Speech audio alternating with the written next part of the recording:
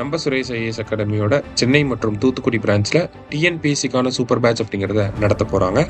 இந்த டிஎன்பிஎஸ்சிக்கான சூப்பர் பேட்ச்சில் வெறும் 50 பேர் மட்டும்தான் செலக்ட் பண்ண போகிறாங்க. இந்த 50 பேரில் நீங்களும் ஒருத்தராக வரணும் அப்படின்னா மே 7ஆம் தேதி நடக்கக்கூடிய ஹைப்ரிட் என்ட்ரன்ஸ் டெஸ்ட்டு நீங்கள் கிளியர் பண்ணணும். அதை கிளியர் பண்ணதுக்கப்புறமா உங்களை பர்சனல் இன்டர்வியூ வச்சு செலக்ட் பண்ண போகிறாங்க. சூப்பர் பேட்ச் பற்றின டீட்டெயில்டான தகவலை கொடுக்கறதுக்காகவே மே 2ஆம் தேதி சென்னையிலேயும் தூத்துக்குடியிலையும் ஒரு ஸ்பெஷல் செஷன் ஆர்கனைஸ் பண்ணியிருக்காங்க. மறக்காமல் வந்து அட்டன் பண்ணுங்கள். அனைவருக்கும் வணக்கம். நம்ம டெய்லியும் prelims and mains point of வியூல கரண்ட் அஃபேர்ஸ் கொஸ்டின்ஸ்ல முக்கியமானதை பார்த்துட்டு இருக்கோம். ஸோ இன்னைக்கு பார்ப்போம். First one, which of the following has emerged as top state in marine fish landings அப்படின்னு சொல்லி கேட்டிருக்காங்க. கடல் மீன் பிடிப்பில் பின்வருவனவற்றுள் எந்த மாநிலம் முதலிடத்தை பிடித்துள்ளது அப்படின்னு சொல்லி கேட்டிருக்காங்க. ஸோ பொதுவாக வந்து பார்த்தீங்கன்னா குஜராத் தான் வந்து இந்த கடல்ல போய் மீன் பிடிச்சிட்டு வர்றது அதிகமாக பண்ணுவாங்க. ஓகேவா? இந்த வருஷம் பார்த்தீங்கன்னா தமிழ்நாடு அதிகமாக பண்ணியிருக்காங்க. ஸோ ஆப்ஷன் சி தமிழ்நாடு அப்படிங்கிறது தான் கரெக்ட் ஆன்சர்.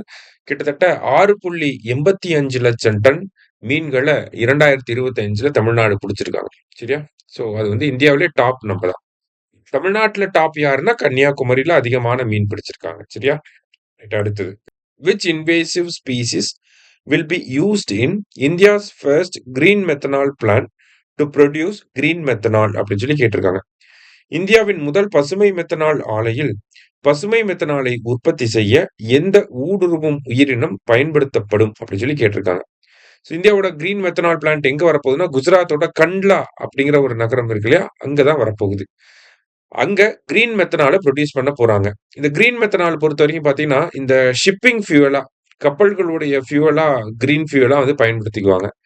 ஸோ அந்த கிரீன் மெத்தனால ப்ரொடியூஸ் பண்றதுக்கு எந்த இன்வேசிவ் ஸ்பீசிஸை யூஸ் பண்ண போறாங்கன்னா ப்ரோசோபிஸ் ஜூலிஃப்ளோரா அப்படிங்கிற இந்த சீமை கருவேல மரங்கள்ல பயன்படுத்த போறாங்க. குஜராத் ரீஜன், அதுவும் குறிப்பா இந்த ரான் ஆஃப் கட்ச், கண்ட்லா அந்த ரீஜன்ல எல்லாம் பாத்தீங்கன்னா ஏகப்பட்ட சீமை கருவேல மரங்கள் இருக்கும். அதை அப்படியே யூட்டிலைஸ் பண்ண போறாங்க. சரியா? அடுத்தது, the primary forest fire season in Western Ghats அப்படின்னு சொல்லி கேட்டிருக்காங்க.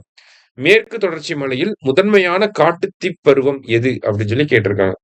ஸோ மேற்கு தொடர்ச்சி மலையை பொறுத்த வரைக்கும் பார்த்தீங்கன்னா இப்போ ரீசெண்டாக நீலகிரி அந்த சைடில் வந்து பார்த்தீங்கன்னா ஒரு ஃபாரஸ்ட் ஃபயர் ஏற்பட்டு இப்போதான் கொஞ்சம் கொஞ்சமாக அது வந்து இந்த ஃபயரை டவுஸ் பண்ணிட்டு இருக்காங்க.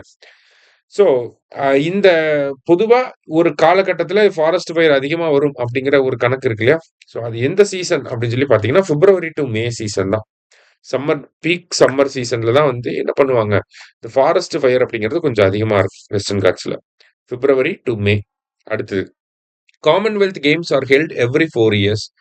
Glasgow is the host city of 2026 Commonwealth Games. Medals for 2026 Games were designed by Milica Malenkova அப்படின்னு சொல்லி கொடுத்திருக்காங்க. அதாவது காமன்வெல்த் போட்டிகள் 1930ஆம் ஆண்டுல இருந்து நடைபெற்றுட்டு வருது. இந்த காமன்வெல்த் போட்டிகளை பொறுத்த வரைக்கும் பாத்தீங்கன்னா 4 ஆண்டுகளுக்கு ஒரு முறை இந்த காமன்வெல்த் போட்டிகள் நடக்கும். அப்ப ஃபர்ஸ்ட் ஸ்டேட்மெண்ட் கரெக்ட் தான்.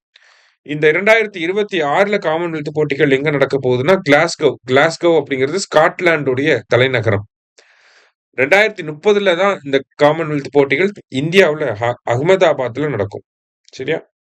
மூணாவது statement, medals for the 2026 games were design by Militsa Melankova. So இந்த 2026ஆம் ஆண்டுக்கான அந்த காமன்வெல்த் கேம்ஸ்க்கான இந்த மெடல் இருக்கும் இல்லையா, அதை டிசைன் பண்ணது யாருன்னா மிலிட்சா மெலன்கோவா. அந்த மெடல்ல பாத்தீங்கன்னா பிரெய்லி ஃபீச்சர்ஸோட சேர்த்து டிசைன் பண்ணியிருக்காங்க. ஓகே, பார்வை மாற்றுத்திறனாளிகளும் அதை உணரக்கூடிய வகையில அந்த மெடலை டிசைன் பண்ணியிருக்காங்க. ஸோ ஆல் ஆர் கரெக்ட் அப்படிங்கிறது கரெக்ட் ஆன்சர். லாஸ்டா, the hay market protest are related to அப்படின்னு சொல்லி கேட்டிருக்காங்க. ஸோ ஹே மார்க்கெட் ப்ரொட்டஸ்ட் அப்படிங்கிறது பாத்தீங்கன்னா 1886. ஓகேங்களா?